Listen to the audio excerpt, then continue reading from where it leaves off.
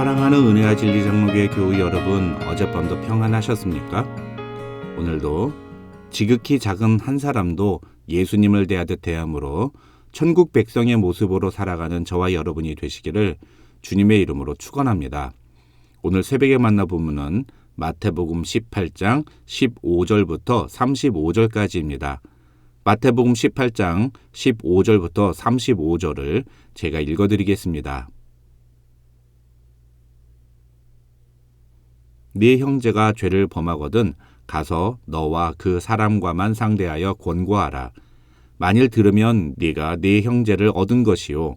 만일 듣지 않거든 한두 사람을 데리고 가서 두세 증인의 입으로 말마다 확증하게 하라. 만일 그들의 말도 듣지 않거든 교회의 말하고 교회의 말도 듣지 않거든 이방인과 세리와 같이 여기라. 진실로 너희에게 이르노니 무엇이든지 너희가 땅에서 매면 하늘에서도 매일 것이요 무엇이든지 땅에서 풀면 하늘에서도 풀리리라.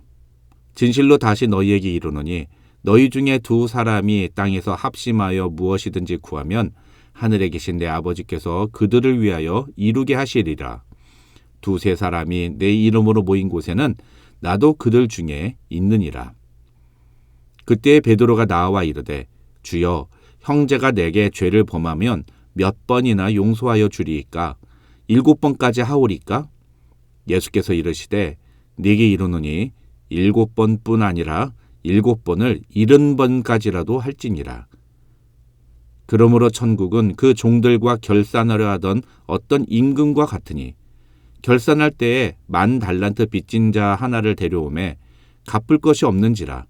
주인이 명하여 그 몸과 아내와 자식들과 모든 소유를 다 팔아 갚게 하라 하니 그 종이 엎드려 절하며 이르되 내게 참으소서 다 갚으리이다 하거늘 그 종의 주인이 불쌍히 여겨 놓아 보내며 그 빚을 탕감하여 주었더니 그 종이 나가서 자기에게 100데나리온 빚진 동료 한 사람을 만나 붙들어 목을 잡고 이르되 빚을 갚으라 하매 그 동료가 엎드려 간구하여 이르되 나에게 참아주소서 갚으리이다 하되 허락하지 아니하고 이에 가서 그가 빚을 갚도록 오게 가두거늘 그 동료들이 그것을 보고 몹시 딱하게 여겨 주인에게 가서 그 일을 다 알리니 이에 주인이 그를 불러다가 말하되 악한 종아, 네가 빌기에 내가 네 빚을 전부 탕감하여 주었거늘 내가 너를 불쌍히 여긴과 같이 너도 네 동료를 불쌍히 여김이 마땅하지 아니하냐 하고 주인이 노하여 그 빚을 다 갚도록 그를 옥졸들에게 넘기니라.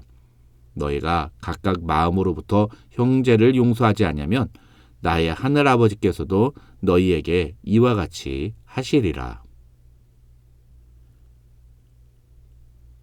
어제에 이어 오늘도 마태복음 18장에 담긴 천국 백성이 다른 지체들에게 보여주어야 할 다른 삶의 자세에 대해 살펴보겠습니다. 먼저 결론부터 말씀드리면 오늘 본문에서 예수님이 말씀하시는 모든 내용의 핵심은 용서에 관한 것입니다. 다시 말해서 다른 사람의 잘못을 용서해줘야 한다는 것입니다. 그것이 하나님 나라 백성다운 모습이라는 것입니다. 그런데 사실 용서라는 주제를 이야기하면 대부분의 사람들은 성경이 말하는 용서의 개념이 아닌 자기 자신이 갖고 있는 혹은 사람들이 보편적으로 갖고 있는 윤리적인 용서의 개념을 떠올립니다. 쉽게 말하면 기독교인은 타인의 죄에 대해 무조건적으로 용서해야 한다고 말하면서 누군가 다른 사람에 대해 용서하지 못하고 여전히 그에 대한 분노를 품고 있으면 그것은 매우 잘못된 것이라고 책망합니다. 그리고 그 사람에게 무조건 용서하라고 충고합니다. 그런데 막상 그렇게 말하는 그 자신은 삶에서 다른 사람을 무조건적으로 용서하지 않습니다. 하다못해 자기 남편과 자녀들에게 대해서도 쉽게 분노하고 화를 내면서 다른 사람들에게는 용서를 강요합니다. 여러분, 이런 식으로 용서에 대한 태도를 취하는 것은 결코 올바른 신앙인의 모습이 아닙니다. 첫째로 이것은 성경이 말하는 용서의 개념을 잘못 오해하고 있는 것이고, 둘째로 이것은 용서를 다른 사람에게만 강요하고 자신에게는 적용하지 않는 매우 심각한 모습이라 할 수 있습니다. 우리가 바른 용서의 마음을 가지려면 무엇보다도 성경이 말하는 용서란 무엇을 의미하는지를 정확하게 알아야 합니다. 그런 점에서 오늘 본문에서 예수님은 우리에게 바른 용서의 모습이란 어떤 것인지를 말씀하고 있다는 점에서 매우 중요한 본문이라고 할 수 있습니다. 먼저 15절로 20절에서 예수님은 죄를 범한 형제에 대해서 어떻게 대해야 하는지에 대해 말씀하십니다. 이 15절로 20절에는 용서라는 단어가 단 한 번도 나오지 않습니다. 하지만 이 말씀은 용서에 있어서 매우 중요한 말씀입니다. 결론부터 말씀드리면 예수님은 형제를 용서할 것에 대해 말씀하시기 전에 그 형제가 자신의 죄를 정직하게 회개할 수 있는 기회를 반드시 주라고 말씀하시는 것입니다. 다시 말해서 용서 이전에 회개가 우선되어야 한다는 것입니다. 이 회개에는 순서가 있습니다. 먼저 예수님은 네 형제가 죄를 범하거든 너는 가서 그 사람하고 둘이서 만나서 그 사람에게 죄를 회개할 것에 대해 권고하라고 말씀하십니다. 그래서 만약에 그 사람이 그 권고를 받아들이고 죄를 회개한다면 너는 형제를 얻을 것이다. 다시 말하면 그 사람을 용서해 줘야 한다는 것입니다. 그런데 만약에 그 사람이 회개하라는 권고를 듣지 않으면 어떻게 할까요? 16절에서 예수님은 그러면 한두 사람을 데리고 가서 두세 증인의 입으로 말마다 확증하게 하라고 말씀하십니다.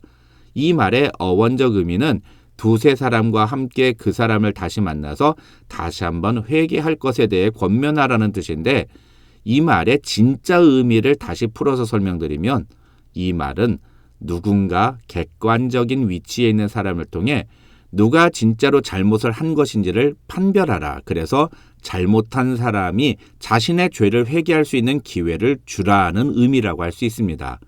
왜 이런 과정이 필요할까요? 대부분의 사람들은 자신이 잘못한 것을 인정하지 않기 때문입니다. 잘못한 것을 알면서도 자신의 잘못을 인정하지 않는 사람도 있고 또 어떤 경우는 자신이 뭘 잘못했는지조차 모르는 경우도 많습니다. 문제는 그런 사람들은 자신의 죄를 회개하지 않는다는 것입니다. 그러면 그 사람을 용서하기가 어렵습니다. 그래서 26절은 죄를 범한 그 사람으로 하여금 자신이 죄를 지었다는 사실을 객관적으로 인식하도록 도와주라는 뜻이라고 할 수 있습니다. 그런데 그럼에도 불구하고 그 사람이 회개하지 않으면 어떻게 합니까? 그러면 그냥 용서해주고 끝나면 될까요? 아닙니다. 예수님은 17절에서 그럼에도 회개하지 않으면 교회의 말하고 교회의 말도 듣지 않으면 이방인과 세리와 같이 여기라고 말씀합니다. 무슨 말입니까? 그 사람과의 관계를 끊으라는 것입니다. 이게 용서입니까? 인간적으로 보면 이런 모습은 절대로 용서가 아닙니다. 그런데 이 말은 예수님이 하신 말씀입니다. 무슨 말입니까? 절대로 회개하지 않는 사람, 자신의 잘못을 인정하지 않는 사람까지 예수님은 용서하라고 말씀하지 않는다는 것입니다. 이 말을 받아들이기 쉽지 않은 분들이 많으실 겁니다. 제가 그동안 만난 수많은 교인들에게 이런 말씀을 전했을 때 대부분이 이 말씀에 고개를 젓는 것을 보았습니다. 어떻게 예수님이 용서하지 말라고 말씀하셨다고 결론을 지을 수가 있냐는 겁니다. 그런데 여러분, 다시 한번 말씀드립니다. 이 15절로 17절은 제가 드리는 말씀이 아니라 예수님께서 하신 말씀입니다. 그러니 이 말씀의 의미를 수용하지 못하는 것은 제가 서두에 말씀드린 것처럼 우리가 용서라는 주제를 성경에 근거한 개념이 아닌 인간적인 그리고 윤리적인 개념의 근거에서 갖고 있다는 증거라고 할 수 있습니다.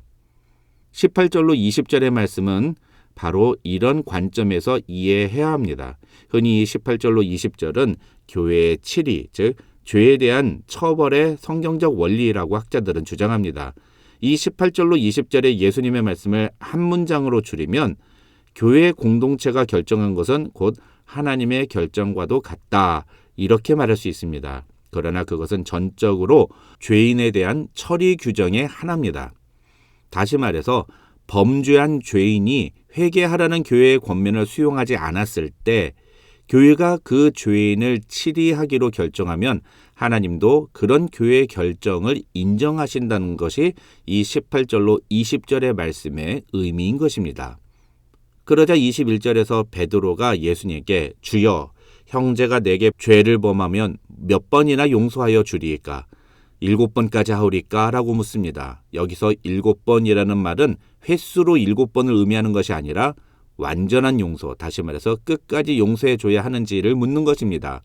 참고로 이 당시 유대교의 랍비들은 어떤 사람이 잘못을 저질렀을 때 그를 3번까지 용서해 주는 사람은 위대한 사람이라고 가르쳤다고 합니다.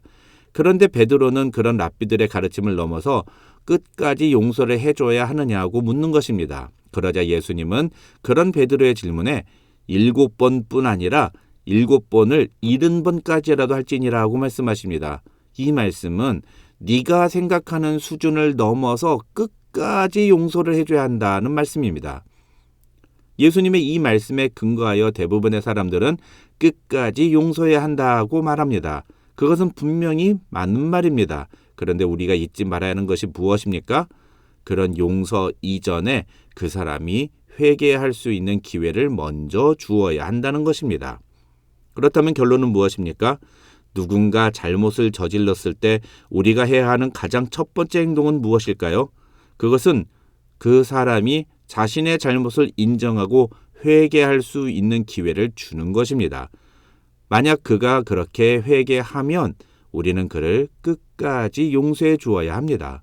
아무리 그 사람이 믿고 그 사람 때문에 내가 당한 피해가 크다 하더라도 그 사람이 진심으로 회개하고 사과하면 그를 용서해 줘야 한다. 어느 정도까지? 끝까지 용서해 줘야 한다. 그것이 예수님이 말씀하시는 용서의 개념인 것입니다. 그러면서 예수님은 23절로 35절에서 소위 1만 달란트 빚진 자의 비유를 말씀하십니다. 이 1만 달란트 빚진 자의 비유는 우리가 주님께 받은 용서가 얼마나 큰지를 기억하라는 것이 핵심 메시지입니다. 주님이 우리를 불쌍히 여기셔서 우리를 용서해 주신 것처럼 우리도 그렇게 다른 사람을 불쌍히 여기고 그에게 자비를 베풀어야 한다는 것입니다. 33절에서 예수님은 그것을 이렇게 말씀하십니다. 내가 너를 불쌍히 여김과 같이 너도 네 동료를 불쌍히 여김이 마땅하지 아니하냐. 그런데 만약 자신은 용서를 받았으면서 다른 사람은 용서하지 않는다면 하나님께서도 우리를 용서하지 않으실 것이라는 것이 이 1만 달란트 빚진 자의 비유의 결론입니다. 중요한 것은 다른 사람에게 용서를 말하고 강요하는 것이 아니라 내가 용서를 실천하는 자가 되어야 한다는 것입니다. 오늘 말씀을 통해 성경이 말하는 용서의 개념을 정확하게 이해하고 우리의 삶에서 용서를 실천하는 저와 여러분이 되시기를 주님의 이름으로 축원합니다.